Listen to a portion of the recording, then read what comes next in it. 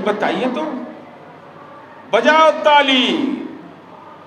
जनता दे रही है राजनीतिक गाली। अब माननीय सुशील मोदी जी के साथ क्या कर रहा है सुन के बड़ी हमको दया आता है। ऐसा नहीं करना चाहिए। जिसने पूरा जीवन पार्टी के लिए दे दिया हो उसको भी गुमराह कर दिया। आज का ये संवाददाता सम्मेलन भारत सरकार के गृह मंत्री आदरणीय अमित शाह की कलई खोलने के लिए हमने आयोजित किया है। यह असत्य का फर्जीवाड़ा का पीएचडी है यह गृह मंत्री, और ये गैर जिम्मेदार तरीके से बिहार की छवि को बदनाम कर रहा है। मैं जानना चाहता हूं अमित शाह जी, भाषाई अपमान तो आपकी अपसंस्कृति का एक हिस्सा है, लेकिन आपके दिलो दिमाग में क्या है कि बिहार के प्रथम मुख्यमंत्री डॉक्टर श्री कृष्ण सिंह, जो आधुनिक बिहार के निर्माता है, जिस विधानसभा क्षेत्र में आप मीटिंग करने गए थे वहां डॉक्टर श्री कृष्ण सिंह की जन्मस्थली है, और उस जन्मस्थली पर आपने श्री बाबू को नमन भी नहीं किया, उनका नाम लेना भी आपने गुनाह समझा।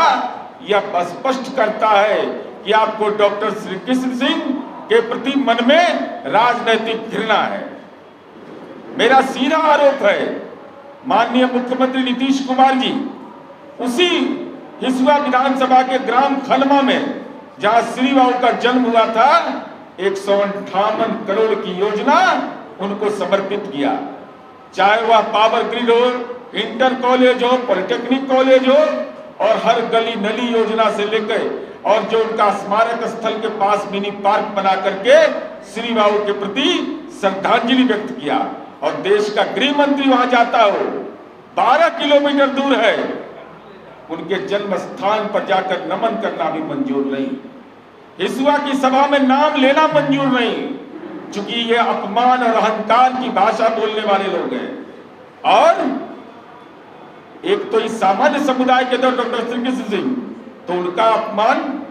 दूसरी बात, भारत सरकार के आप गृह मंत्री हो, राज्य में निर्वाचित मुख्यमंत्री है, लेकिन संघीय ढांचे को दरकिनार करके आपने महामहिम राज्यपाल से बात किया।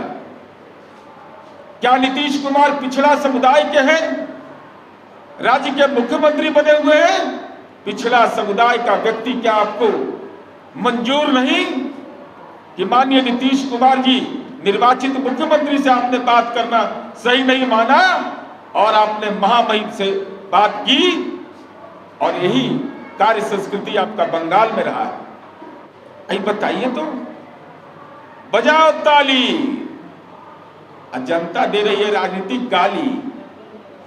पूर्णिया में एयरपोर्ट खुलवा रहे थे, कहे कि एयरपोर्ट बन गया, तो टोल फ्री नंबर का जारी किया, काश टिकट मिल रहा है आज, जारी करते, और कह दिया कि रजौली में टाप घर बन गया।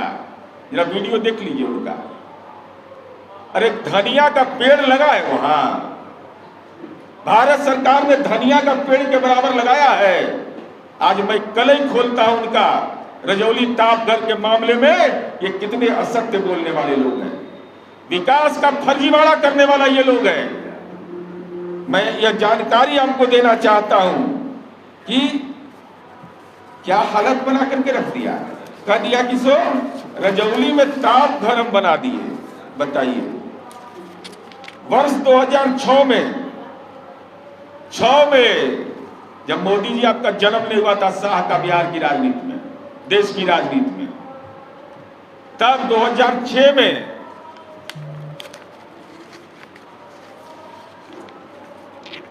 भारत सरकार ने 22,400 करोड़ की लागत से बिहार के नवादा के रजौली में 1340 मेगावाट क्षमता वाली परमाणु बिजली संयंत्र लगाने की योजना बनाई।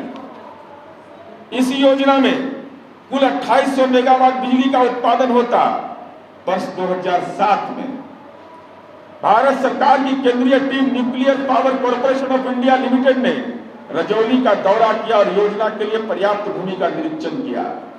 2013 में atomic energy commission of India ने रजौली का पुनः दौरा किया और जरूरी जल की उपलब्धता की जांच की और पाया कि क्षेत्र में परमाणु संयंत्र चलाने के लिए पानी की कमी के कारण केंद्र सरकार की साइट सिलेक्शन कमेटी ने रजौली को परमाणु बिजली संयंत्र देने के लिए अयोग्य बता दिया। बिहार सरकार का Bihar state power holding company limited, जो माननीय नीतीश कुमार जी ने बनाया, ने इस मुद्दे पर त्वरित कार्रवाई किया। हम विकास में कोई समझौता नहीं करते हैं।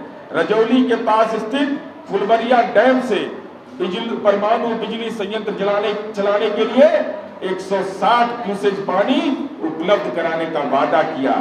इसके अलावा बिहार सरकार ने कहा कि कमी रहने पर धनाजे नदी और यहाँ के गंगा नदी से भी पानी की उपलब्धता का वादा हमने किया। मैं इनकी कलई खोल रहा हूं, देखिए कितना फर्जीवाड़ा करता है सब।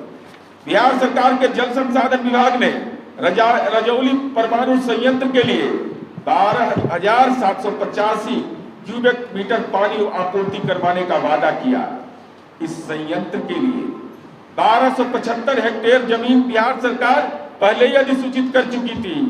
इस संबंध में जल संसाधन विभाग ने परमाणु संयंत्र के लिए जरूरी जल की उपलब्धता की सूचना केंद्रीय जल आयोग को भेज दिया। अनुमति देने का अधिकार उनको था, लेकिन केंद्रीय जल आयोग ने इसकी अनुमति नहीं दी। चूंकि रजौली में ताप घर लगे, ये मोदी और शाह को मंजूर नहीं। सारी प्रक्रिया पूरी हो गई, उसके बाद भी इन्होंने अनुमति इसका नहीं दिया।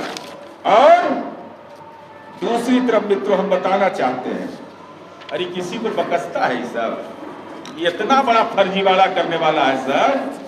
माननीय सांसद रमा देवी और जयप्रकाश नारायण जी, जो राजद के सांसद थे, ने 29 जुलाई, मैं डेट बता रहा हूं, डेट 29 जुलाई 2015 को प्रधानमंत्री से रजौली परमाणु बिजली संयंत्र के बारे में सवाल किया, जिसके जवाब में प्रधानमंत्री कार्यालय ने, मोदी प्रधानमंत्री थे, उन्होंने सदन को सूचित किया कि पर्याप्त जल की उपलब्धता नहीं रहने के कारण केंद्रीय साइट सिलेक्शन कमेटी ने योजना को निरस्त कर दिया।